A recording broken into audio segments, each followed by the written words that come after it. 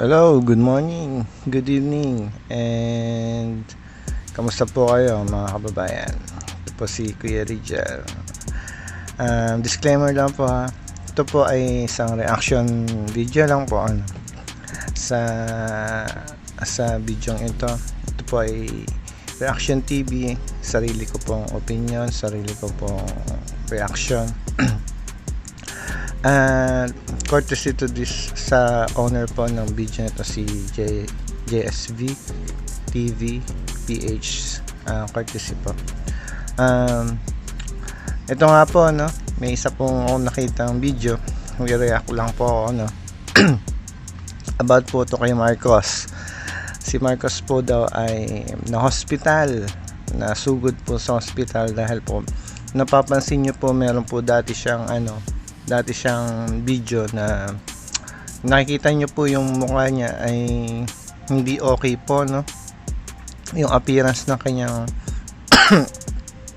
mukha, excuse me, yung mukha niya hindi okay, yung masyado siyang parang stress, or sabi nga po nung isang doktor na nag-comment dun sa video na parang may kakaiba nga po. Sa unang tingin pa lang po ng mga doktor ay talagang sa isang pasyente ay sa isang tao ay alam na nila na may sakit.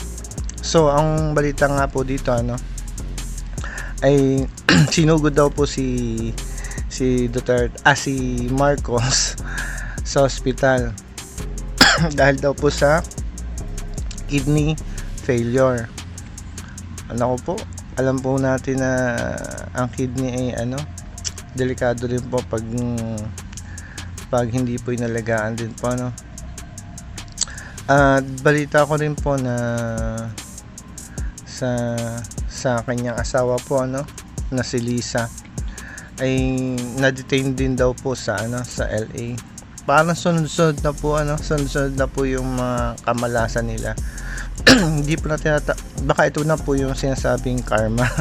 pero hindi man tayo dapat maging masaya sa kanilang mga kalagayan, pero parang yung tinadhana sila sa ganitong dahil siguro sa kasakiman eh parang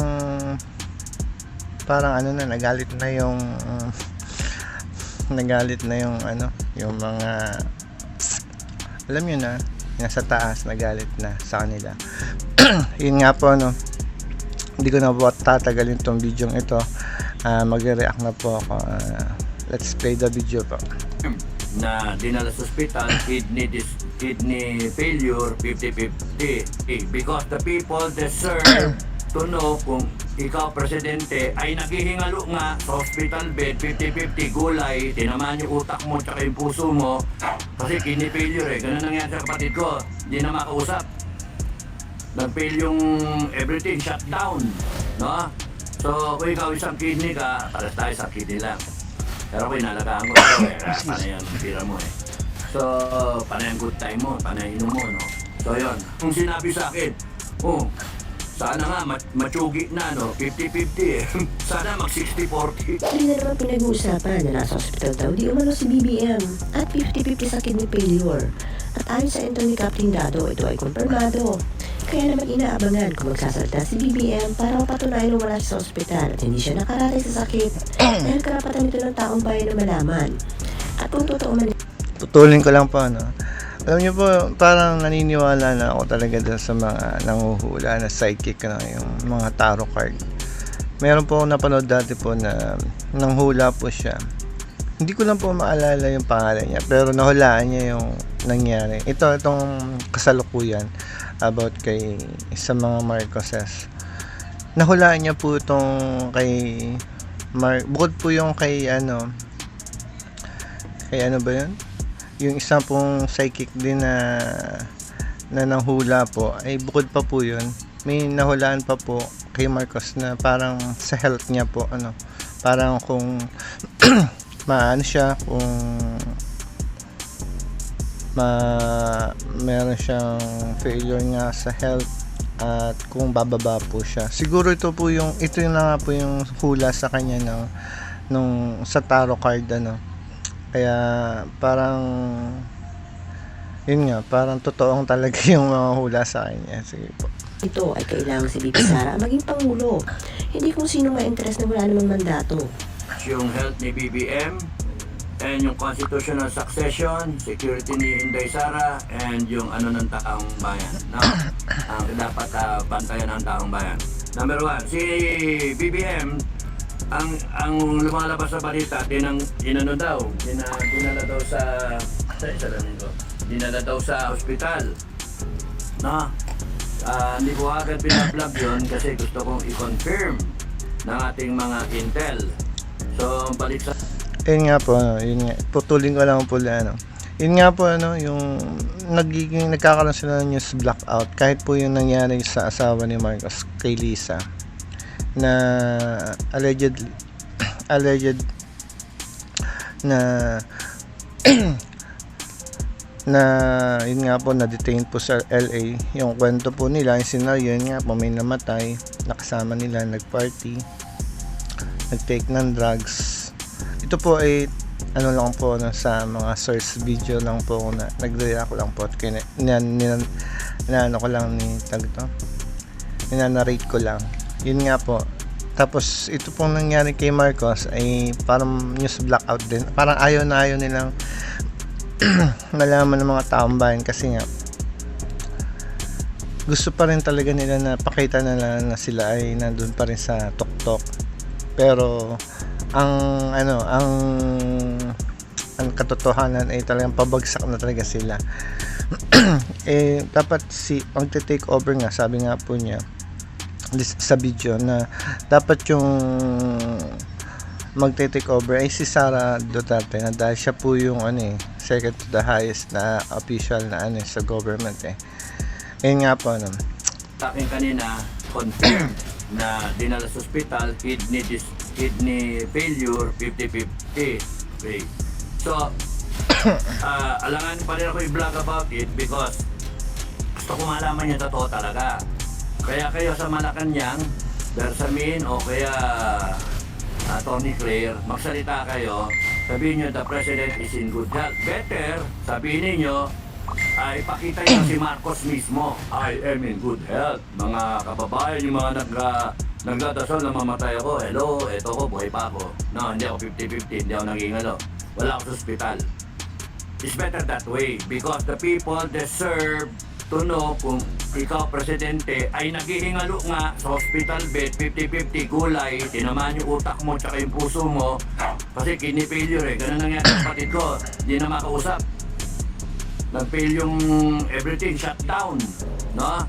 So, kung ikaw isang kidney ka, pares tayo sa kidney lang.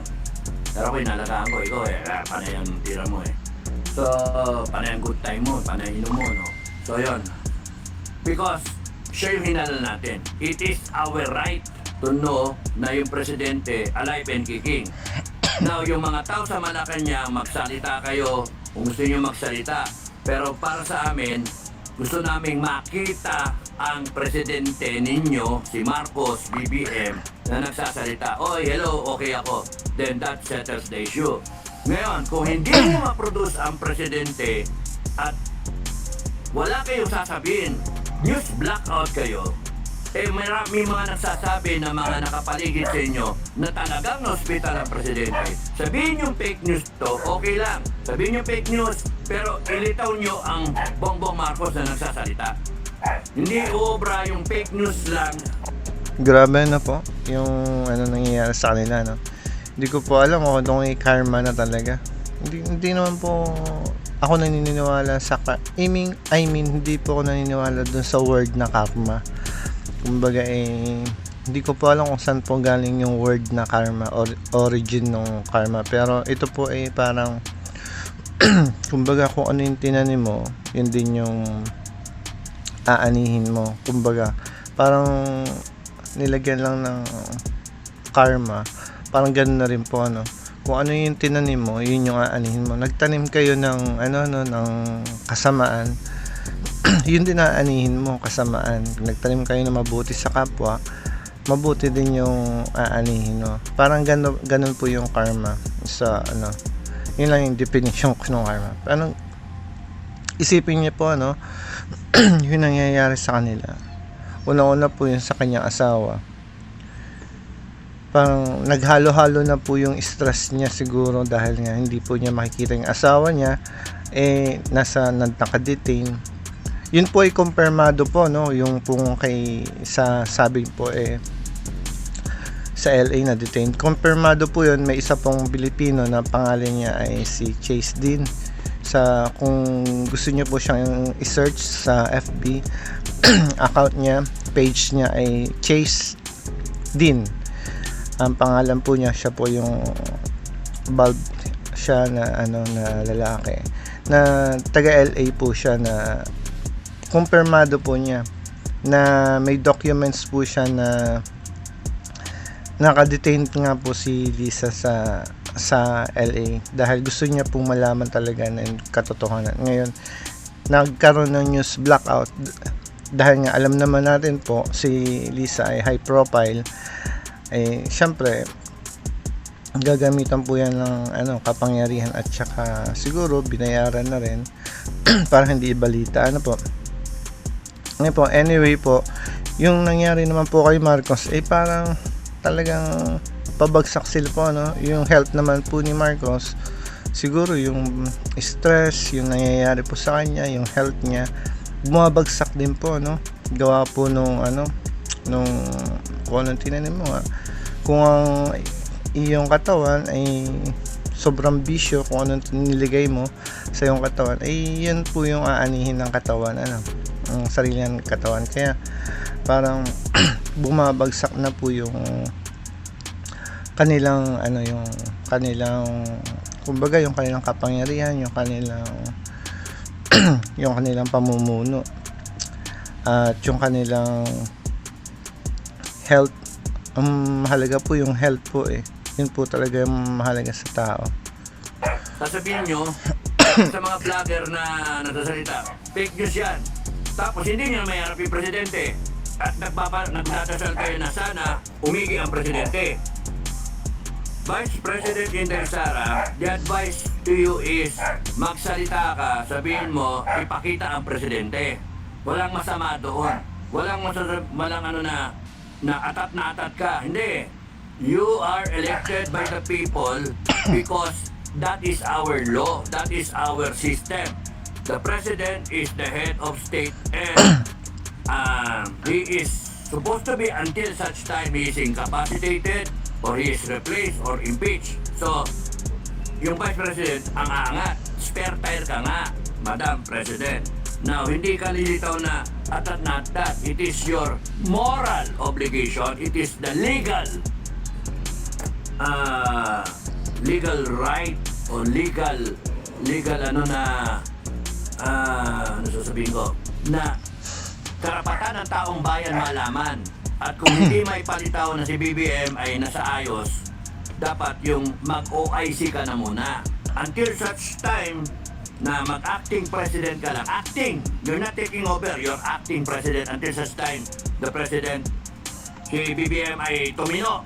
Pero i-proven na hindi na siya pwede, then ikaw will be sworn in as the president.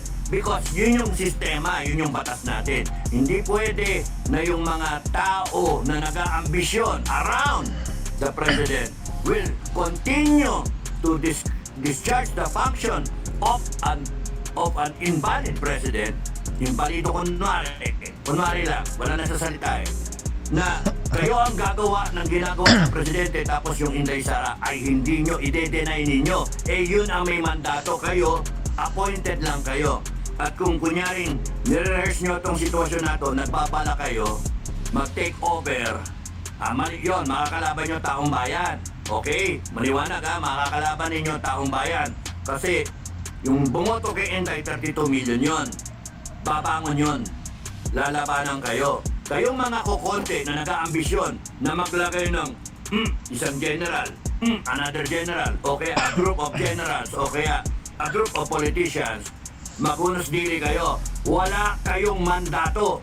Ang mandato, Vice President. Ang batas, Vice President.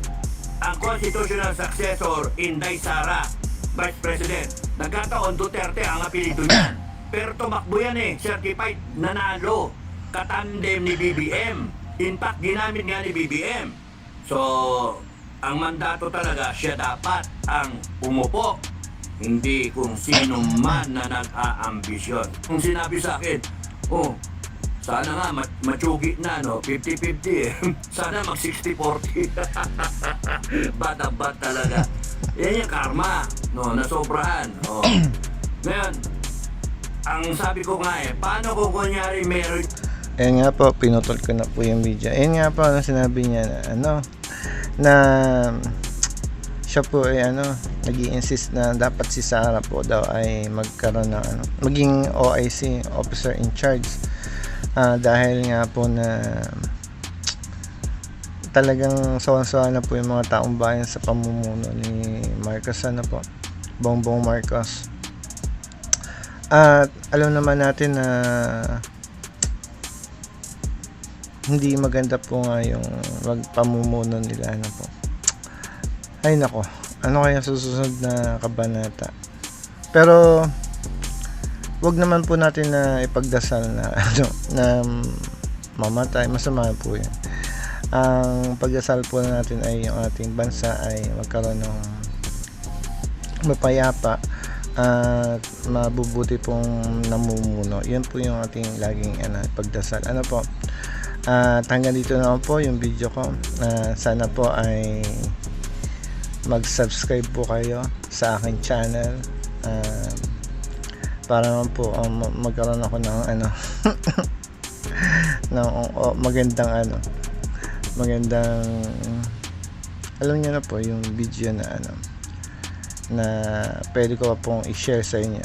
Yun lang po, ingat po kayo, God bless po kayo. Thank you po. God bless. Thank you all for watching this here video. Please like and subscribe and follow. Much love from Little Yas to each of you. Content creator making videos.